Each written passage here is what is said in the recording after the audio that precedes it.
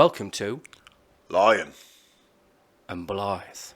And today our special guest is none other than Simon Kindlysides. Simon, what's happening, buddy? Not bad. How are you guys? All right? Yeah, we're good. Yeah, should we give him a clap? Give him a crowd clap. Hey.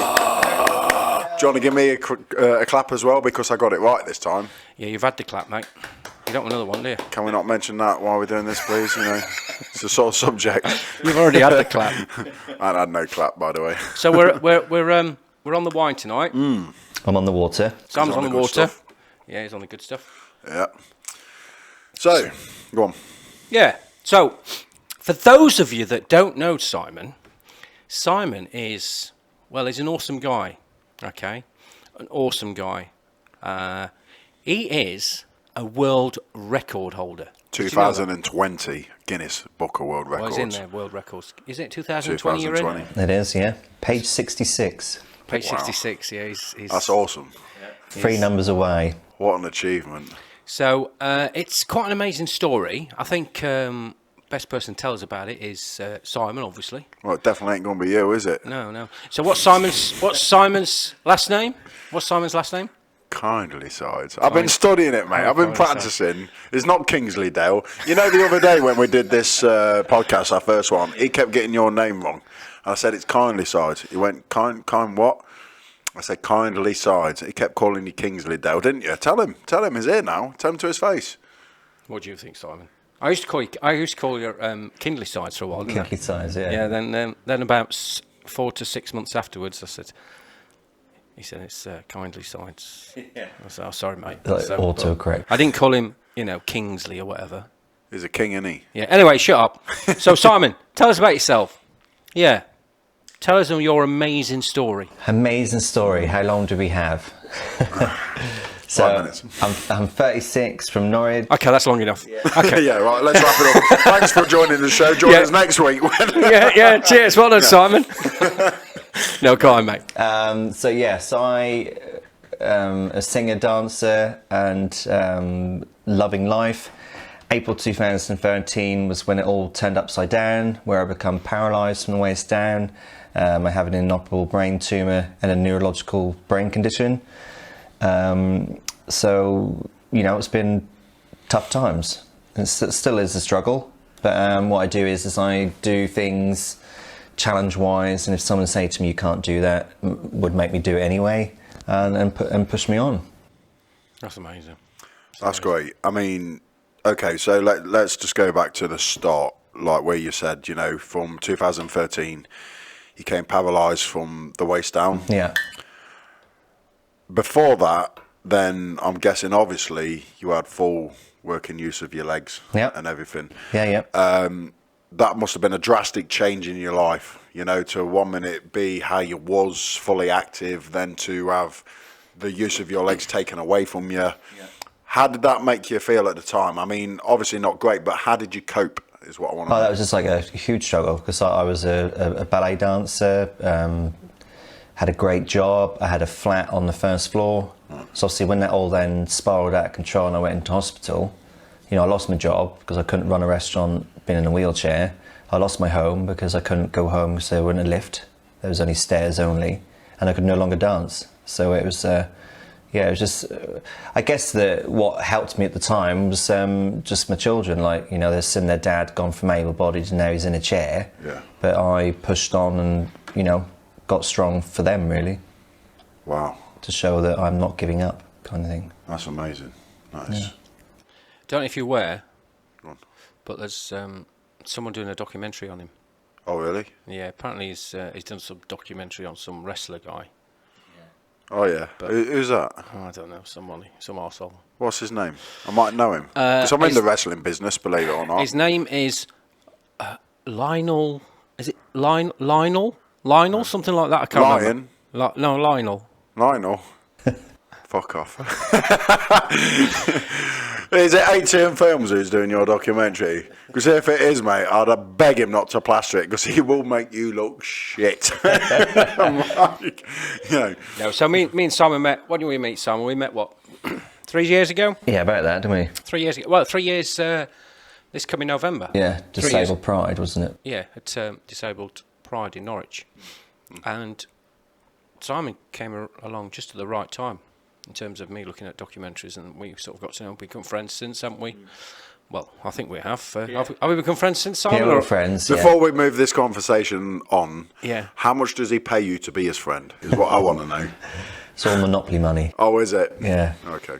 But so you had obviously the tumour, and I know we've spoken about this, and you felt like the bottom dropped out your world, really. Yeah. Because how do you deal with that, and the anxiety of where you're going to go with that? And then you were saying to me that sort of not one day, but you slowly thought, hang on a minute, I've got to pick myself up here. I've got to give myself some challenges. Tell us about that. Yeah, so, I could just stay in bed and feel sorry for myself and never want to do anything, or I could just get up and do something about it. And if I can then help other people by doing challenges and raise money for them, then that then gives me a good feeling in the sense that I'm helping others. Because what got me through it was there's always someone worse off than yourself. So I could be like, really upset and in agony and struggling, but then there's always someone worse off than me. So I'm kind of, and that spurred me through doing that. And I was like, right, so I want to do some challenges. And if you don't mind me saying this, and I will say this to you while you're sat here face to face, I've been in a position myself where you feel like the world's against you, which you must have done many times now. Yeah. And, when someone like yourself has been in the positions you've been in, to then literally stand head on in front of the world and say, I'm not going to let this fucking beat me. You know what I mean? And you literally forced yourself in front of everybody's face saying, I am what I am.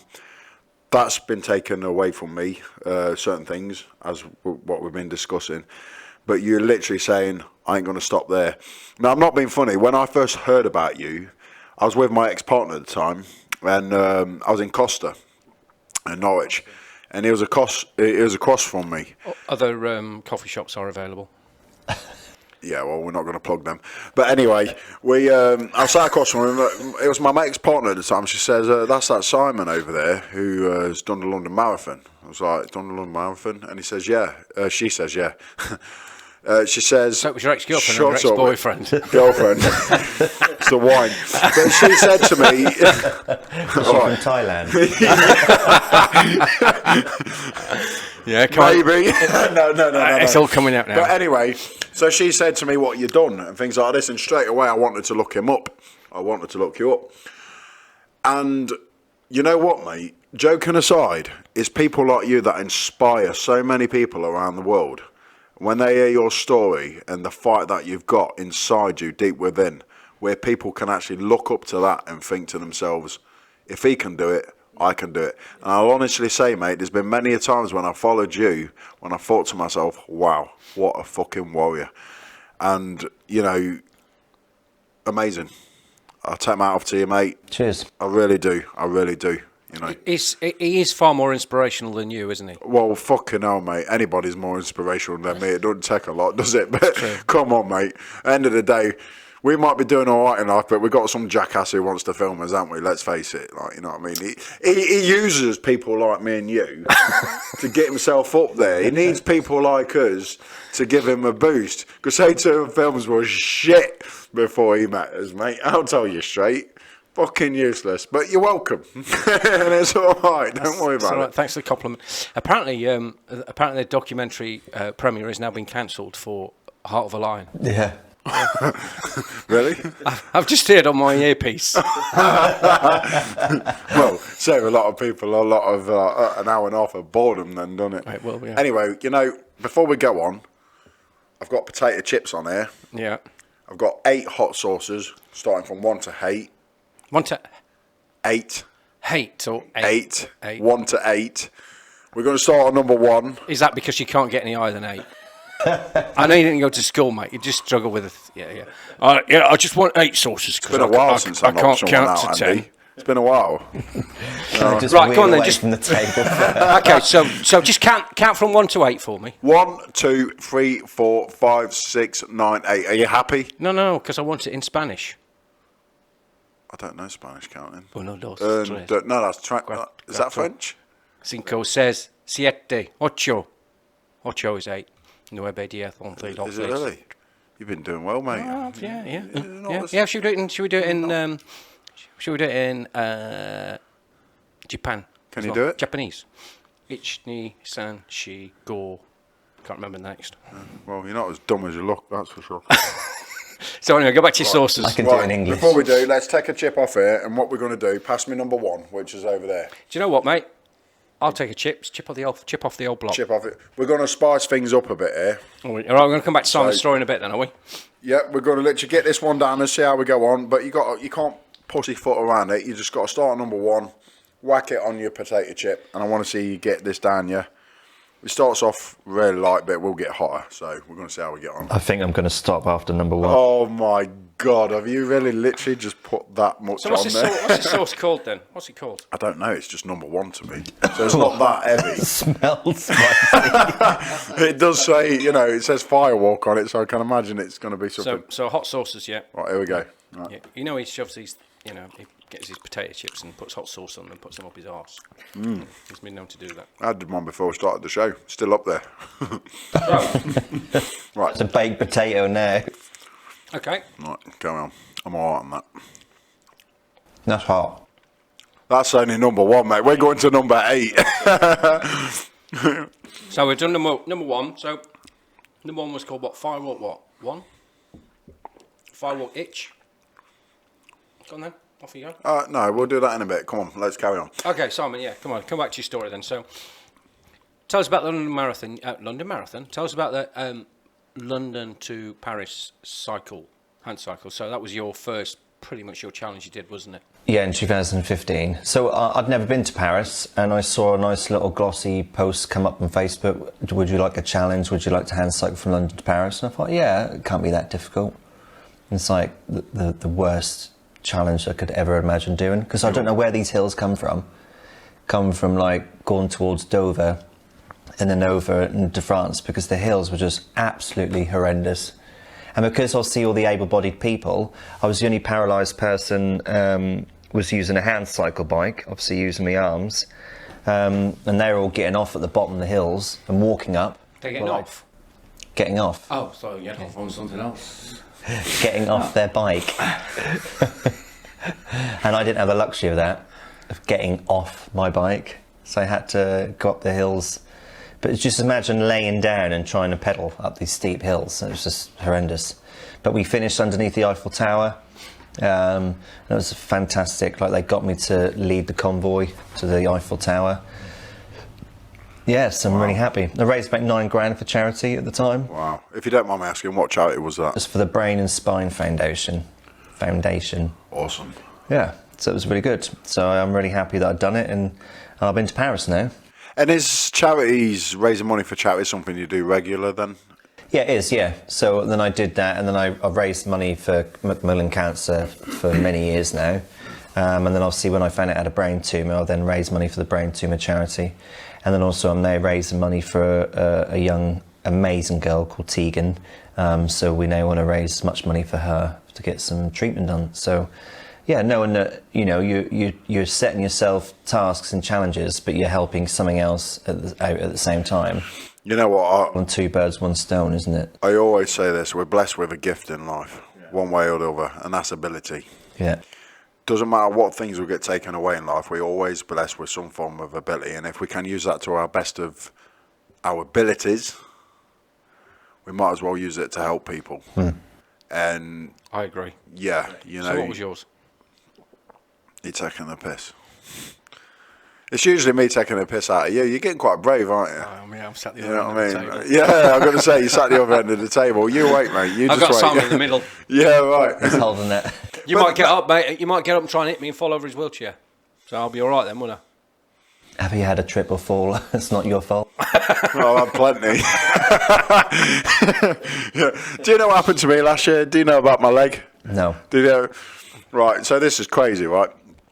So I've been wrestling professionally for 17 and a half years. 17 and a half years. I've done so many different stunts in the ring. I've come off cages, come off ladders, gone through tables, silly bumps, you know.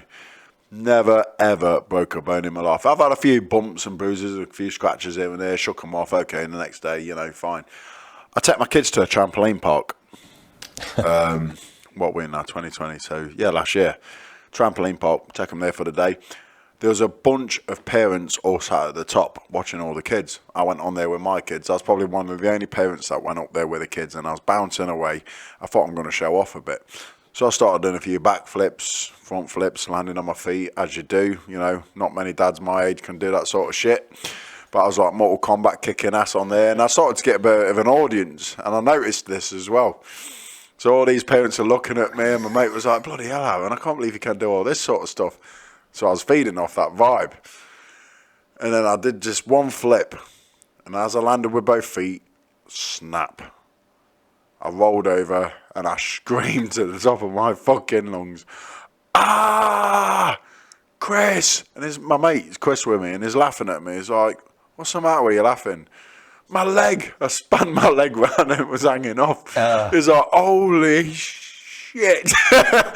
He's like, shouted his missus, called a nurse, and that's how I broke my leg. I snapped my tibia, my fibia, my ankles smashed to bits, and I ripped all my ligaments just on the trampoline. And what's the moral of the story? You know, I've got that far into the story, I forgot the moral of it. Either way. Don't be such a show-off. That's the moral of the story, mate. Don't be such a show-off. I was trying to show off. Yeah. And it definitely paid. No, actually, it paid off all right in the end because it got us a documentary. Well, no, the documentary was all going, but yeah, when obviously I was doing the documentary and your leg, I heard you'd done your leg. You know, I say I'm doing this documentary. And I said, yeah, he broke his leg off. You got a thing about brilliant for the documentary. You got a thing about doing documentary with legs, haven't you? You know what I mean? Like, you know. But yeah, but either way, like I said, mate, you know, total credit to you. You lost where you were then, didn't you? You know, no, I haven't. Well, maybe I have, but you did. You lost totally where you were then. Yeah, I have lost where I am, but you know what? Whatever, you know, it's amazing what he's doing, isn't it? Let's face it. He's raising money for people. You know, he's putting everything aside. That's where he was. He's raising money for people. He's putting all his struggles aside, and the fact is that he's doing it. It's inspirational. I totally agree, mate. I mean, you know, I've known the guy a few years now, and I talk to him to a lot of people. And, yeah, they're amazed. Can I ask you a question? Yeah. While we're at it. You like making documentaries. And to be fair, let's put joking aside, you've done some pretty good documentaries, mate. You know, the first one you did, what's on Amazon Prime, what is that?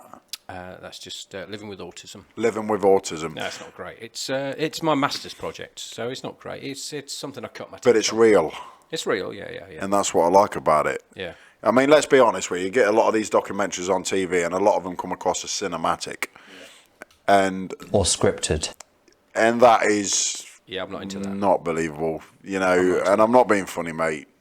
You can tell when a documentary is scripted and when it isn't, you know. But I like that because it was raw, like we said before, and it was real. Yeah. And that's one thing I like about you when you're making the documentaries. You know, I know firsthand.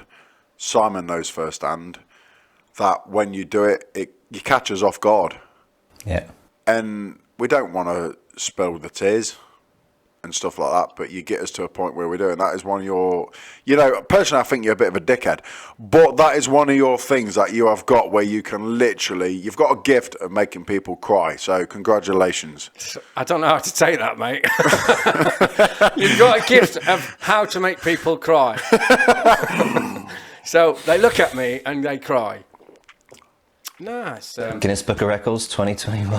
That's what I mean, mate. Perhaps. Britain's got talent, mate.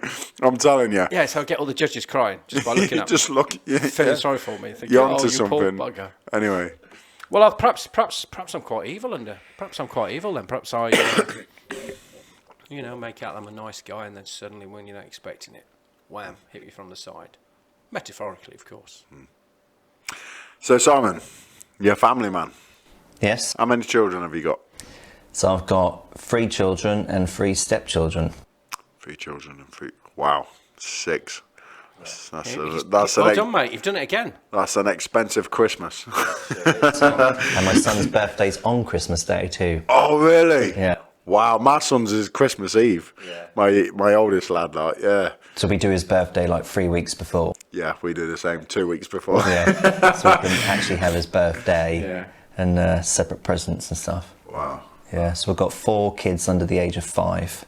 What a gift for Christmas Day, eh? I have to dye my hair more often than I used to.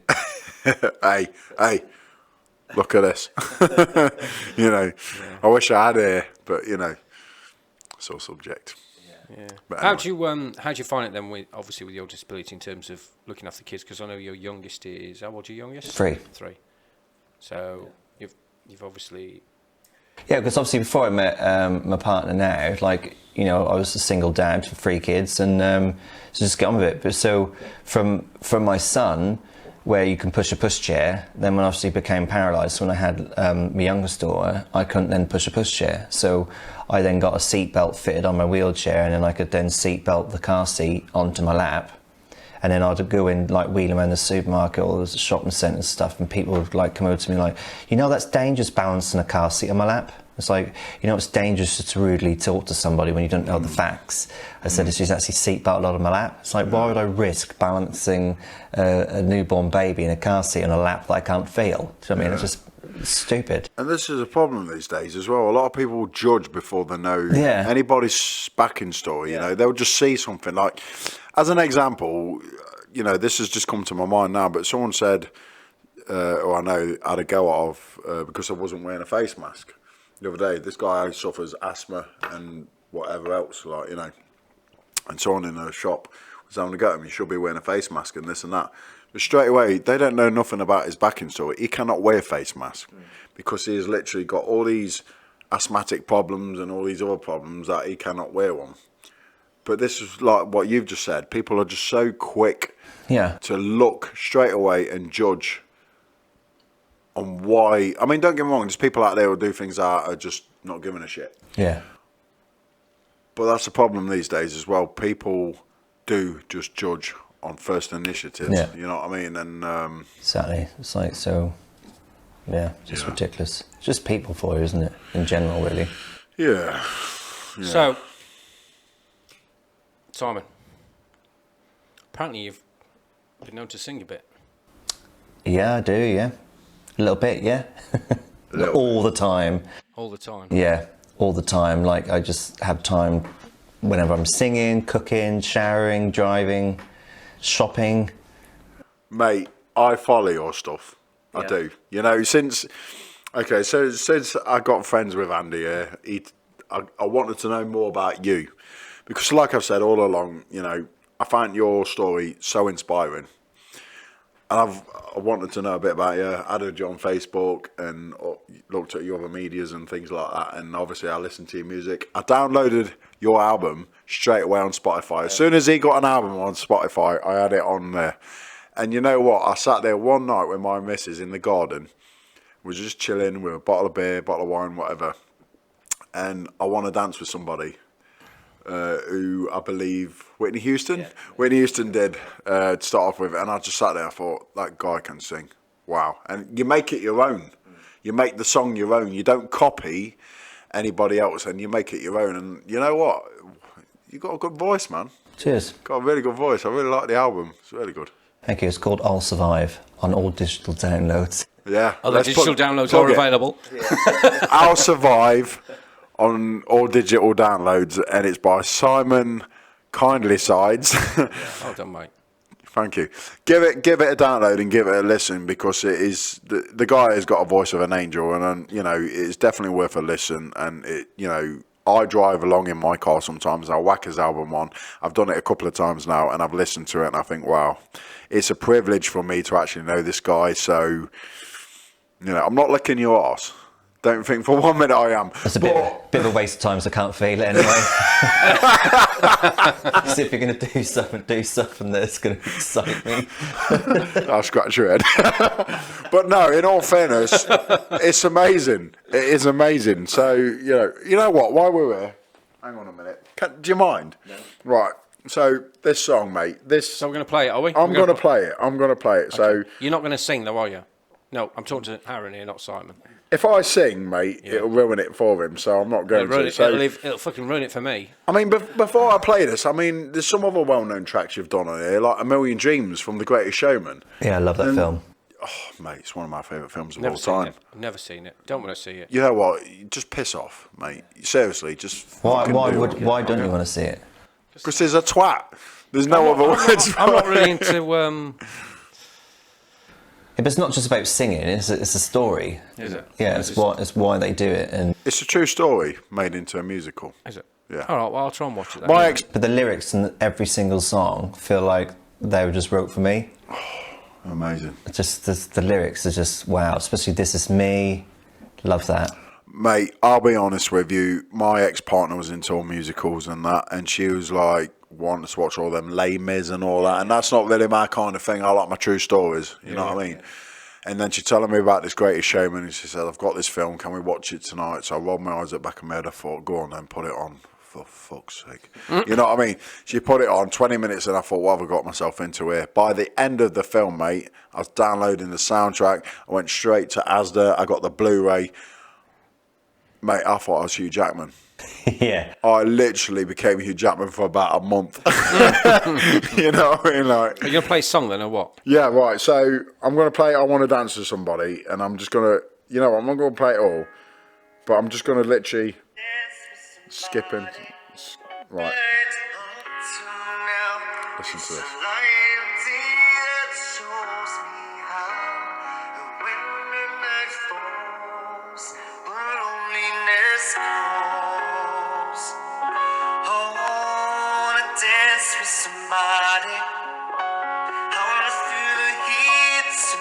Join in, Simon.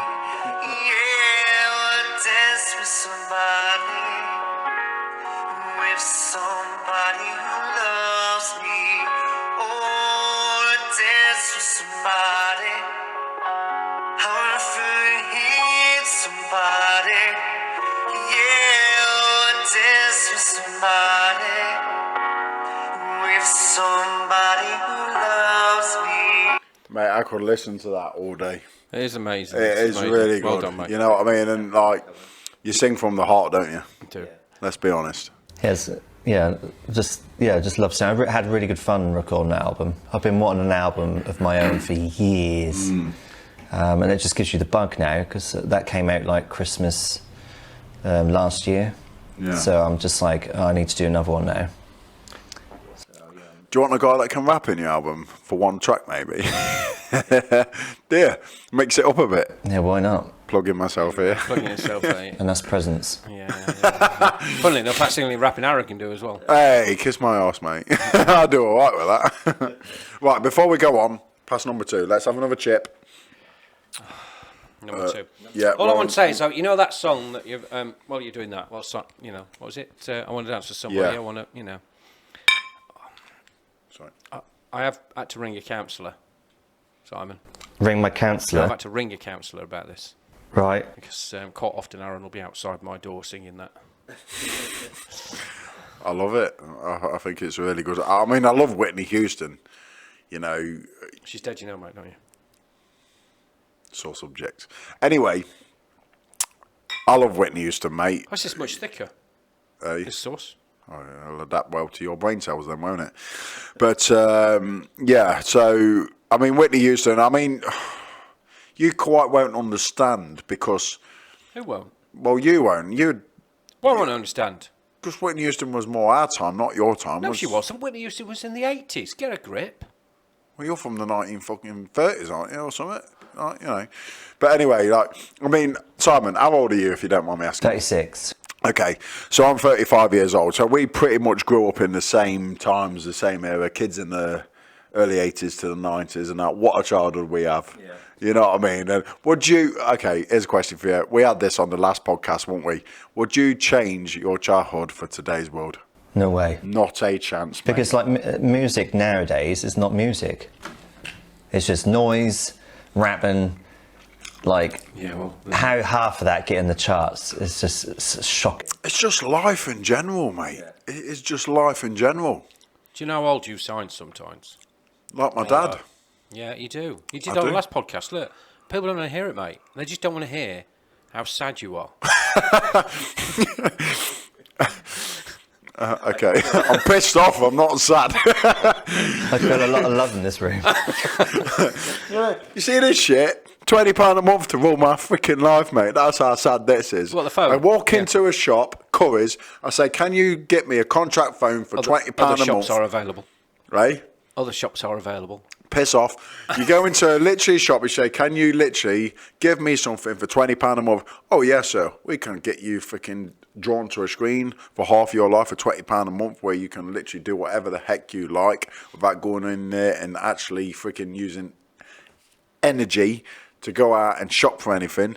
You can literally do it all from home. You can also read about bullshit media that comes out on your phone. Yeah. You know what I mean? And all stuff. Oh, don't get me started, mate. Anyway, how was the Source 2? Yeah, how was Source 2? Source 2 wasn't too bad, so we should go straight to Source 3? That was hot. Was it? Yeah. Yeah, come Source 3 then. Go on then. Right, I'm going to take two chips this time. I'm going to just get to take one. They're starting to get cold, aren't they? Mm. So what's... do they have different names, these sauces, or what? Yeah, I don't read them. So is this Source 3, right? Yeah, that's Source 3. Right. So Source 3. So this one is orange chili. While you're doing that, so Simon, I'm aware you were looking at doing some challenges, weren't you, quite recently, unfortunately, due to COVID. Yeah. Just tell us about what those challenges were, so the audience know, but obviously they may come to fruition later on. So I'm going to do the London Marathon again to beat my world record attempt. Yeah, are you going to make an effort this time? Yeah, well, I might walk a little bit faster. And then, because I've done distance, I want to do height. So there's a skyscraper called the Cheese Grater in London, 59 floors, because my exoskeleton suit, the Rewalk, is the only exoskeleton suit in the world that can climb up and down stairs. So I want to use their fire exit and climb from the bottom to the top. Because there isn't been a world record attempt for that ever. Wow. So I know that I can, and I want to set the bar high, because as soon as I've done that, the other rewalkers in the world will then think, well, if he's done it, I want to try and do it now. Inspiring. So yeah. And this is next year, right? Yeah, well, it was going to be this year. And I did the swim challenge, didn't I? Yeah. But I only managed like 7-8 miles. 7-8 miles? 7-8 miles, yeah. Yeah, in a swimming pool that was like nearly 1,300 lengths. That killed me. Mate, I do 25 metres and I need to stop on one end because my muscles are tightening up. Never mind 7-8 miles. That made me ill afterwards. I bet. Wow. I was so cold. Because basically, the dream is that there's never been a paralysed person to swim the English Channel. And I was like, right, I contacted the company and they said, yeah, we wouldn't penalise you, you could do it, etc, etc. Because I just said that I need a float that goes between my legs to lift the bottom half of my body up in the air. So when I'm swimming, my legs aren't just, dangling down. But to qualify to get the medal, you can only wear swimming trunks and cover yourself in like seal fat. So because of my circulation, I get cold so quickly that I don't think I'll be able to swim in the sea because I'd be too cold. The swimming pool was cold enough. And my lip was like, juddering. But so that's probably pushed that one out of the equation. But what I do is I look for challenges that a paralysed person hasn't completed. Wow. So I could then go, right, well, if no one's done that yet, I'm going to do it. I suppose it's one of the things when you see it's like, right, game face on. Yeah. It's just, you know you've got to do it, right? Yeah. Wow, man, that's great. That's awesome. Isn't it? Yeah, it is. Source 4. Go on then, Source 4. No, you put the lid on Source 3, yeah. I think Source 2 was hotter than Spice. I think you're right. Source 2, yeah, I think Source... Because I was struggling with Source 2, and that's not as bad. Hey, I mean, it's Source 4. Right, okay, Source 4. So I'm going to take 3 chips now to fill this. Don't think that I'm going to go up to Source 8, though. I mean... Well, you're doing all right already. Yeah, but I've got like a 20-minute drive home. Imagine if I shit myself on the way home. I then have to transfer into my wheelchair full of shit before I can get into my house and clean myself. No, thank you. Police car pulls you over and you're just sweating. What drugs have you been on? I've been online in Blithe, mate. So, is that hot? Is that number 4? That's hot, is it? That's 4. I'll tell you that. We did a chili one night, didn't we, Aaron? Oh, did you really? Yeah, that was a mistake. Have you done them like the world's hottest nacho crisp? No. No. What's this? It's like because Phil and Holly did it on this morning. Oh, really? Yeah, and it's like the longest to keep it. It's like like in a black packet, and it's like a big nacho crisp, just one crisp in this packet, but it's like the world's hottest crisp. And you should have seen him. He was proper sweating. Philip Schofield was, and then because you're not allowed to have any drink or anything after, up until like 6 minutes, I think, is like the world record, and then he threw up everywhere. Oh, really? Well, we're going to have to introduce that on this podcast at some point. Do you think he was sweating as much as when he told his wife about? Well, Oh, sore subject, that one, isn't it? Hey, you know what, mate? Well, no. I'm just, that must have been difficult. because it must be difficult, but at the same time, it's like you imagine living a lie. Yeah, I mean, you look at it from both sides. You feel sorry for his wife because she always thought, she had kids with him, and he'd then potentially leave her for another fella or man or whatever, and so she's heartbroken, destroyed. But imagine that what he went through, knowing having to keep it a secret for all that time.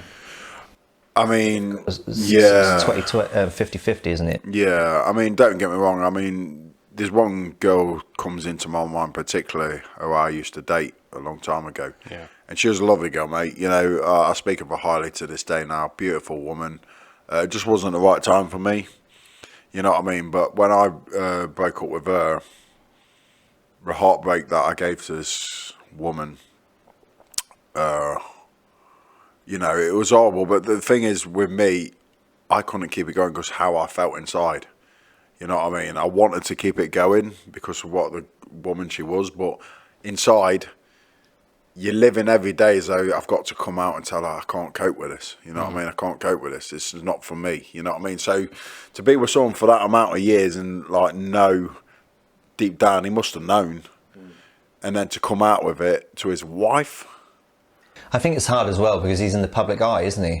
So that got put in all the papers. Yeah. It's just like you don't have a personal life, and so it must have been a really awful time for him. But he's got through it, and he's still doing live TV, and fair he's play, man. back to his normal self, can he? I love Philip Schofield, mate. He's been going around for years, hasn't he? I remember watching him on This Morning when we was kids, you know what I mean? And he's still going now. And you know what? If the guy's happy and he's overcome everything he wanted to get on with, then fair play to you, mate. Oh, yeah. I mean, it wasn't that. It was just, you imagine having to come out, that when you've got the kids, and it's not the fact that he's gay. It's not a problem at all. No, not at all. No. Just tell yourself that it's chip shop paper one day, it's in the bin the next. Yeah. What's that?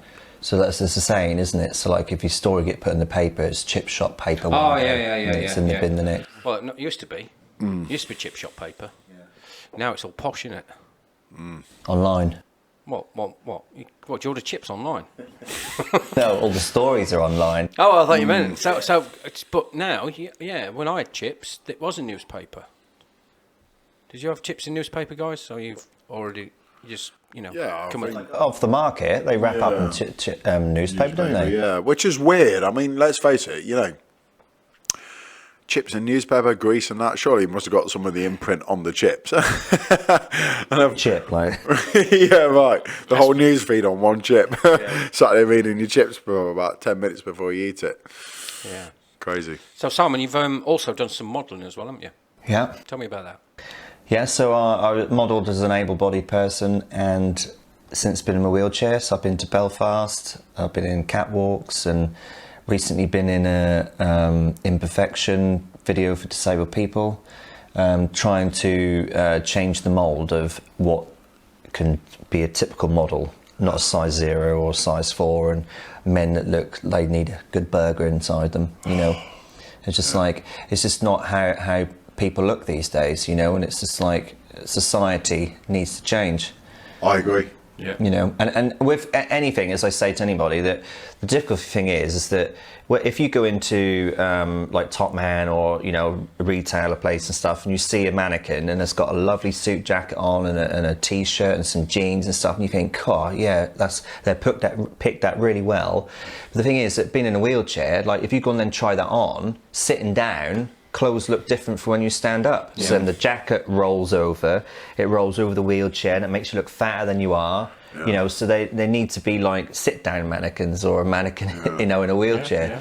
You know, because they do like wheelchair design clothes, but they're not like your typical like fashion kind of trend trousers or t-shirts and stuff. You know, so it's difficult. Yeah, right. I mean, I agree with you 100%. The society today has led people to think we should be a certain way. Yeah. And it's just, I'm not being funny, mate. A size 14 today in the modelling world is classed as fat. Yeah. I'm not being funny, mate. Marilyn Monroe was a size 14. I'm sure she was a size 14.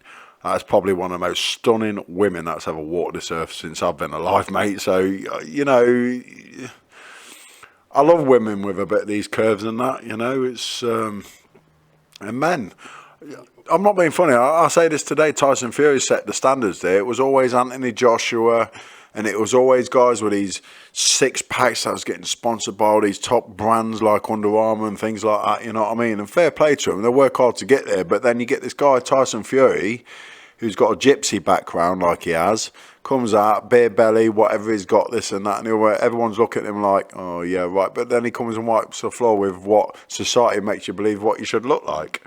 And that boosts things. It's like, hang on a minute, you know, this guy's amazing, you know. And you see like wheelchair user in magazines stuff to sell new wheelchairs or accessories and stuff like that, and they've got like a beefcake body, and you just think, well, why can't you have a dad's body? Exactly. You know, like in the magazine, because then you look at it and you think, well, I'm not going to look that good in that wheelchair, so I'm not going to buy it. So you can pay, right. You know, and not all models are disabled. No. So they stick an able-bodied person in a wheelchair. Well, there's like thousands of disabled models out there. So what do they need? Or you get actors in like TV shows and stuff act like they're good disabled, and there's a load of disabled actors. So it's it's just a. But the thing is, like, I'm an opinionated person and I speak my mind, and that could be the Queen standing in front of me. If she says something I ain't happy with, I'd bark back at her, because I think it's just the way. Because I've been on the other side of the fence to say that how people in wheelchairs get treated is just shocking. Yeah, right. Just to give me a change in a supermarket and they go, that's $9.99 change. It's like, I'm in a wheelchair, I'm not deaf. Yeah, right. Yeah. You're like, you're stupid. Yeah. Or they ignore me and speak to my partner instead, or they, like yesterday, for example, she stayed in the car with the kids, and I just went around the supermarket because I can't push a trolley. So what I do when I go to Aldi is I put a box on my lap, because a basket isn't big enough to fit what I need to fit in. So I go and get a box, so I don't have to pay 50p for a bag, see, so I'm recycling the cardboard and all. But then people would then see me queuing up, and I'm like waving out through the car and stuff, and car window and that. And she said that there was a couple behind me was mouthing something off, and they were probably thinking, well, your missus is sat in the car, you're the one in a wheelchair, yet she's making you go shopping. So that's what they were like mouthing, because obviously Kate could see them. But it's just like, well, you know what? So, you know, if I'm carrying stuff and we're walking around the supermarket and she's with me, people would then look at me to say, well, why isn't she carrying the basket? It's like, well, why can't I? You know, and it's just stupid thing. I understand. I mean, I've probably, when we've been out filming, I've probably been slightly guilty of that myself. If I'm honest, you know, I've got the wheelchair out for you, or I've put it in. I feel like, hang on a minute, Andy. Yeah, you know, you're not normally there. It's probably sometimes a helpful thing, wanting to be helpful, but actually thinking, hang on a minute, no. Yeah, he'll ask if he wants help. Yeah. And I suppose, is that how you feel? Sometimes it's frustrating more than anything, because if I'm in a wheelchair, as an example, when I go to a supermarket, 9 times out of 10, the things I need is on the top shelf, which I can't reach. Yeah. So I thought to myself, right, I'm going to challenge myself. I'm going to go out in my Rewalk exoskeleton suit, you know, and go to the shop, which is 2 miles from my house. I'm going to go by myself. So I walked all the way to Brundle from where I live in Blowfield, and I got to Co-op, and would you believe everything I wanted was on the bottom shelf? And because a Rewalk suit can't bend down. So I've gone from asking help to get everything off the top shelf. So now I'm having to say, excuse me, can you just pass me that bag of pasta on the bottom shelf? You know, so you just can't win. That's brilliant. You know, but at least my mates just made a joke and said, look, now you've got a Rewalk suit, you can reach the dirty mags on the top shelf. So I guess there's some... Do you? No, I don't know. Do you not? Okay. Sorry, so your supply's gone, mate. You can't. You have to find another supply, mate. I'm going to have to, aren't I? Is that where they're all going, is it? I was getting a bit frustrated about that. No, I know. Okay, so moving on now. I mean... What, 5? 8? 5? Yeah, go on then. We'll do 5 before we go on. Thought to you'd this. forgotten about them. No, I right. didn't even think that one was spicy. No, I didn't. Do you know what I noticed there? You put the littlest dab on there. I put mine swimming in it. Well, I can't, because I said to you, I will shit myself. If you're going to do it on our podcast, mate. I have to, like, medicate to go to the toilet as well. And I'm not going to need to with this chilli stuff. Oh. So what's the next challenge, Simon? Next challenge. Apart from the London Marathon. In fact, Joe, do you mind if I just go back? You want that sauce, do you? Oh, do you want to put that on? Put a lid on. Okay, so hopefully you don't mind me mentioning it, but there's another guy with a Rewalk suit in America, isn't there? Yeah. Yeah. Tell me about him. I think he's not been very nice, has he? Mum. So, I'm not going to promote his name and say his name, but he got in touch with me originally because he didn't believe the time I did the marathon in. And with the Rewalk suit it's quite clever in technology these days that you plug it into a laptop and it would then tell you how many steps you've done, how long it took you to walk that mile, and so on. So with our calculations of when we were actually walking in the suit, so when we stopped and had to change the battery, and on the way I did a 30-minute bloomin' talk in a school because we went in and asked if we could use the toilet, and they said, yeah, would you like a cup of tea? I was like, go on, then I'll have a cup of tea. And then he said, do you mind speaking to a couple of students? I thought it was just going to be a couple of kids coming over to me. I took the whole school assembly while I'm doing the marathon, bearing in mind.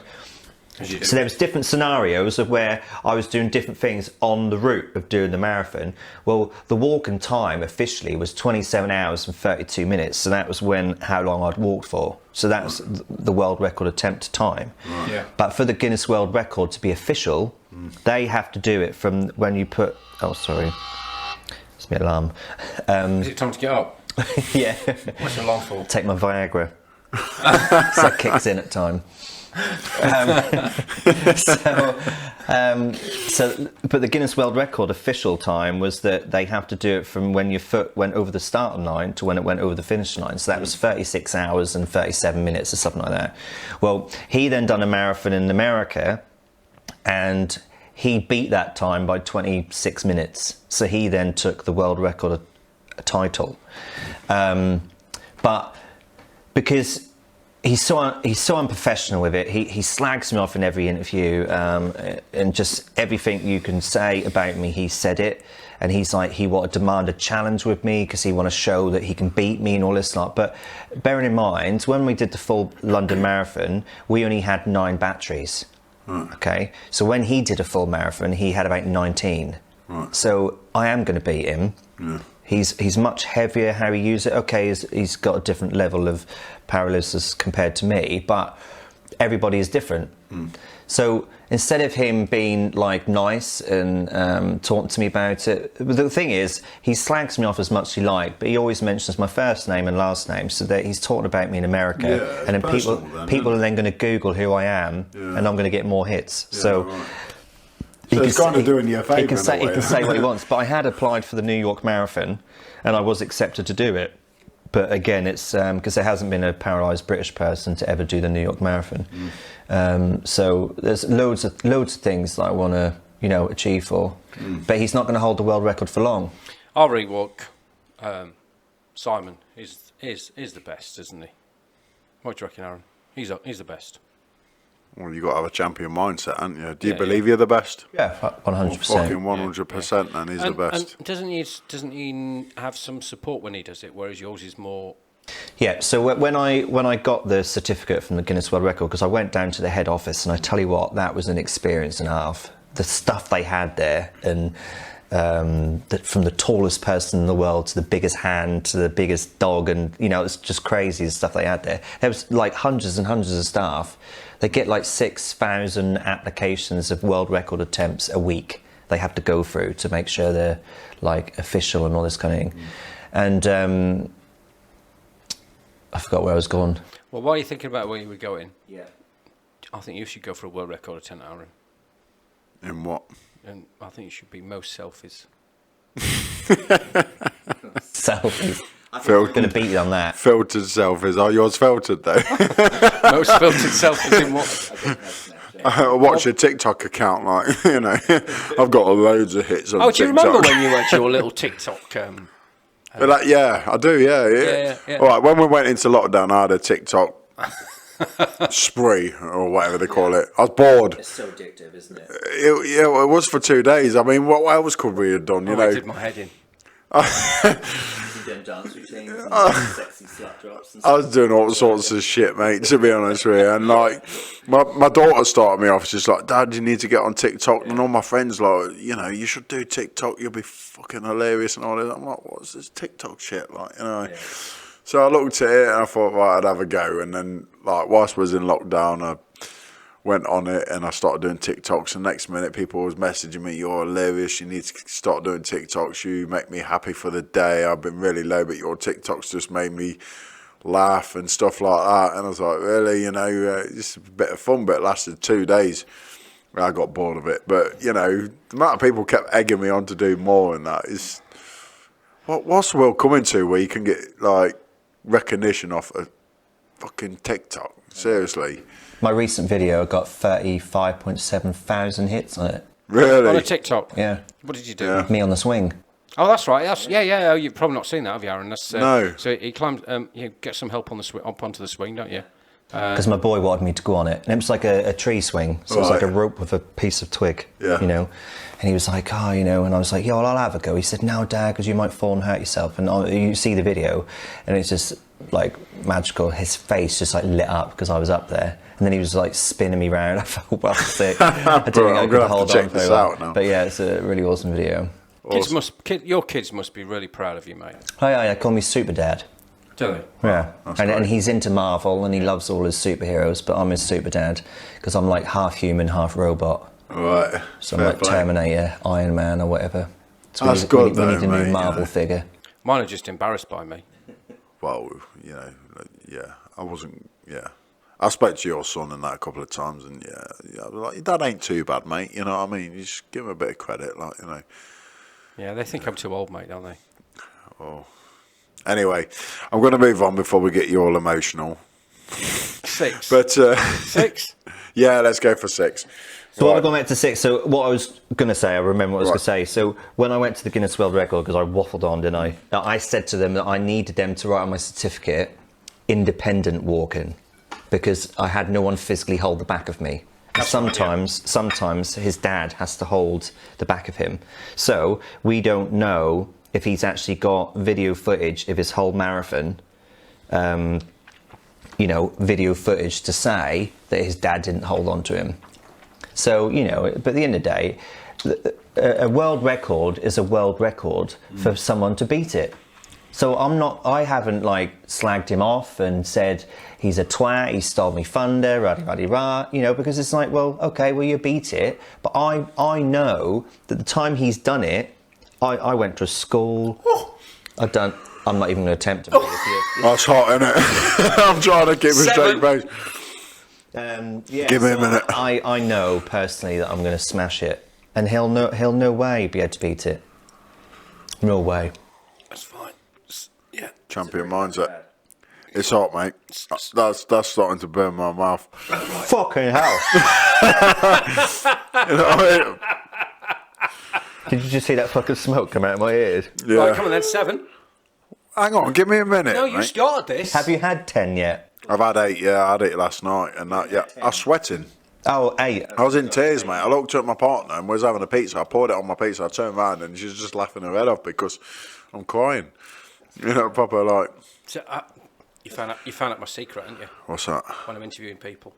What? Source 8. We need some of that in mind then. So, right. So far, I mean, it's been great. Inspiration, inspiring, everything. I've got to say this. Tell me about Jerry Halliwell. Mate, Jerry Halliwell was like, mate, I had a poster on my wall when I was a kid. You know what I mean? Like she sat on your lap. I know. Oh my God, mate! You must have got so excited. But the thing is, like, I just made a right twat of myself. So I was a judge on BBC One Altogether Now, and we didn't get told that we were going to have a team captain. And then obviously she then wandered in, and oh my God, I was like hyperventilating because I had like Spice Girls duvet. I was probably the campus straight guy in the 90s to have the duvet cover, curtains, posters. I was a huge fan of Spice Girls, huge fan. And when we got to speak to her, but there was a clause in the contract that we weren't allowed to talk to her because she was only there for a certain period of time to film, so they had to get the filming done, and we weren't allowed to take the phone onto set either, into the green room where the film was done. And I was just like, well, I'm taking my phone. If they think I'm working with a Spice Girl and then getting a bloody selfie with her, no chance in that. Anyway, she went past. I was like, "You right, Jerry?" And she looked behind. She went, "Ah, you right? How you doing?" And she came over, and we were chatting, and she stuck her hands on my shoulders like that, and my mates was like secretly taking pictures of that for me. So that was like a couple of days and that, and then she remembered my name and she'd say hello Simon when she next saw me. That's just really nice. And then we had a heart to heart, and then the runners and the producers like stand behind her going, "Jerry, you know, hurry up now because we've got camera and film and stuff." And I said to her, "Look, we've been told we're not allowed to talk to you." She went, "Really? Who said that?" And I was like, "Oh, you know, the executive producers and that." And she's like, "Oh, okay, well that's a bit silly, isn't it?" I went, "Yeah." I said, "And we're not allowed our phones in here." She went, "Right, so what's the problem?" I went, "I want a selfie." She went, "Yeah, we'll do a selfie right now." She said, "Just forget the cameras." She said, "Let's do a selfie." So I just held my phone out like that and took one of us two, like, you know, with the turned face camera. She said, no, we can do a better one than that. She said, Mark, I think his name was, give the phone to the runner. And she said, "Do you mind if I sit on your lap?" I was like, "No." I said, "Of course not." I said, "Where do you want me to put the hands?" And she said, "Oh, you can wrap around my waist, that's fine. You know, my husband won't care," and all this lot. So instead of being like, I was just a typical Spice Girl freaking fan, that the things I just said next was just stupid, because I was telling her I could spice up her life, I could give her the ride of her life, you know, on my wheelchair, and I was wheeling around the studio with her on my lap. It was just amazing. And then the next day she was like, "Oh, I spoke about you to my husband last night, saying how inspiring you was and what a great singer you was," because she reckoned she listened to me on Spotify. Whether that was true or not, I don't know. And I said, "Well, does that now mean that I can now say I've been in Jerry's bed, considering you spoke about me to your husband in bed? Does that now mean like..." But she was so down to earth, lovely, and beautiful. She really made me proud, the fact that she wasn't up herself. Yeah. Because that would have really annoyed me. Mate, I'm a massive Spice Girl fan. I'll hold my hands up. You know, like, you know yourself. I mean, 1996, I believe it was, when they released Wannabe, yeah, in the summer, and then Two Become One, which came Christmas number one. Number one, yeah. Yeah, we know. We've been there. And I paid like £300 plus to see them again when they reformed. Oh, mate, you know, I swear down. I got my ex-partner to go into Asda. I said, "Right, you need to go and buy me this album." She goes, "What album?" I picked Spice Girls up and I whacked it in her hand. She goes, "Well, why can't you go and pay for it?" I was like, "I can't pay for this." But I was like, "You need to get it me now." And I tell you what, she went to the counter, paid for it. I was so excited. Like, she passed it to me. I whacked it on the card, turned it up, and I was buzzing down the highway. You know what I mean? It's just so good. Yeah, so good. Let's do number 7. I want 7. I can't get the bloody lid off. You spin me right. I can't get the lid off. But we're only going to do 7.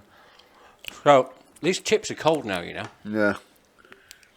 So what are you wanting to achieve from this podcasting then? You know what? Podcasting with a difference, because it's filmed as well as a podcast, isn't it? Yeah. You know what? I mean... Is it fobcast? Fobcast. Could it be a fobcast? Fod? podcast? End of the day, I listen to a lot of podcasts, especially Joe Rogan. I love Joe Rogan and a few other podcasts and that. It says 7. Yeah. 7, yeah. So 7 on the spice front. You're doing well, Simon. You said you were going to go. You weren't going to go past 1. Well, I'm trying to be a man. Yeah, Aaron's trying. I've been to do that trying for every day. years. But What's 8 like? Is it hot? 7 hot? I didn't quite feel that one, to be honest with you. Not like Yeah, the one probably. My before. lips are still burning from You're probably 6. still suffering from 6. Yeah, 6 was hot. 8's hot though. I'll tell you now. 8 is hot. I'm gonna have to drink a bit of 8 though, I think. But yeah. Like, where was we? Like, to... Well, the podcast. Well, it's about being candid and sort of talking about issues that grown men might want to talk about or listen to, or anyone else might want to listen to in that fact. And obviously, we've decided to start this off the back of Heart of a Line and mental health. I mean, I'm sure you're aware of my issues. I know that you've suffered with your mental health, especially with your, I call it a condition. Well, that's the right thing to call it, but who wouldn't? Who wouldn't have fucking bad thoughts? No, it's just really hard. But what I will plug them because they've been amazing. But there's a group called Menkind on Facebook. I don't know if you like their page, but it's only for men. Okay. And people express it's for like mental health and depression, and they write posts and stuff. So I would definitely give them a little, because you can write a post, introduce yourself. Yeah. And I've done a lot of posts on there, and you get like 600 comments to say, like, I'm here for you, buddy. And Really? yes, people made status in there saying they're now like up a tree, going to kill themselves, and and they get really low. But they're an amazing group. We've said before, when you're in that mindset, mate. Because I've been in the lowest of the lowest of the lowest place, but I would never be able to do that. No, Never. I don't care what anybody says, mate. If you're going to go ahead and with something like that, you got to be beyond low. You got to feel like there's no way out whatsoever. And I couldn't do it, mate. I mean, I've come close to it twice. I'm not going to lie. You know what I mean? Especially the first time, I was very close. But the second time, I was thinking, and these people that go along with it, that's below the final step, innit? You know what I mean? And that it's so heartbreaking. It really is. It's soul destroying, isn't it? Yeah. So yeah. I mean, like coming back to the podcast, that was part of it. But obviously, we don't, we won't want to be sort of all depressing with it all the time. We want to have a laugh. We want to, talk about some stories that are funny, that are, that are inspirational, that are thoughtful, and all the rest of it. And get some guests on. That's good. We obviously wanted to get you on here, which is good. We might invite you back. We think you've done all right. Yeah, definitely. We'll have you back. Yeah, of We'll course. give him 9 out of 10, 9.5 out of 10. Yeah, 11 out of 10, mate. I'll send it in the post. Send the bill in the post, yeah. Great. No, we'll definitely have you back. But before you go, we do have to obviously go to number 8. Yeah, right. Come on, son. Let's get right. I'm gonna whack a few on here now, and I'm gonna drink what's swimming left in there because my mouth's still burning. You're going to drink that bottle? I'm gonna go a bit hardcore on it. Yeah. Holy shook balls. Yeah. I mean, it's hot, but Oh, that smells horrendous. it is. To be honest with you, I had this, like I said, I had a few drops last night. I've just smothered it in that, and No wine left. So we've been drinking wine, haven't we, on this podcast as well? You've been drinking water, Simon. I know you've been drinking water. you've been being over, haven't you? So what's this? Is this 8? Is it? This is 8. I don't know. What's the name of it? I'm going to regret this. Oh, Andy, look at what I've got on mine compared to yours. Yeah, well, This is called Fire. Right, here we go. 10,000.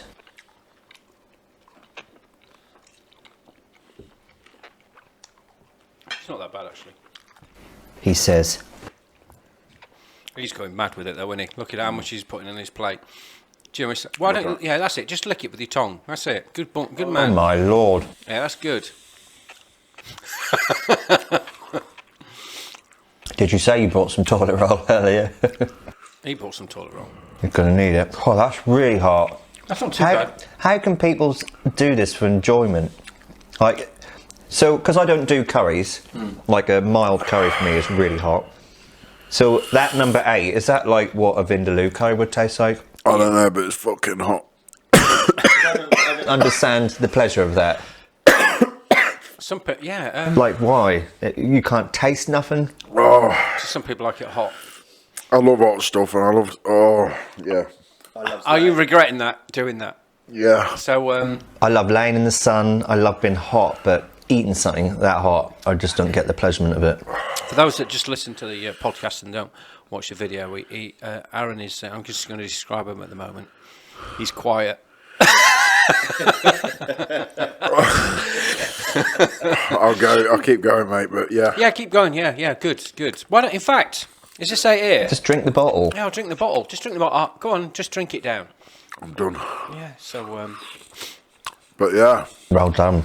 well, it's been great having Simon on, hasn't it? it's been amazing, and you know what? I'm sure by the time we have you on again, we'll have more to talk about, especially with the things you've got lined up. And we'll go to 9 to 16 then on the sauces. Oh, I'm going to find something hotter than this. I just seen this in the shop, and I thought, well, that sounds all right. What? Your eyes have gone red.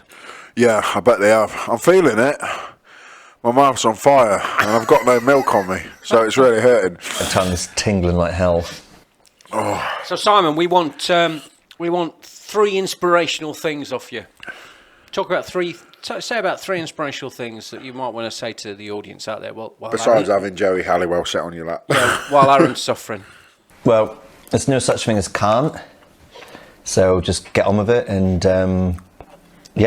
don't take life for granted because you don't know what's around the corner. And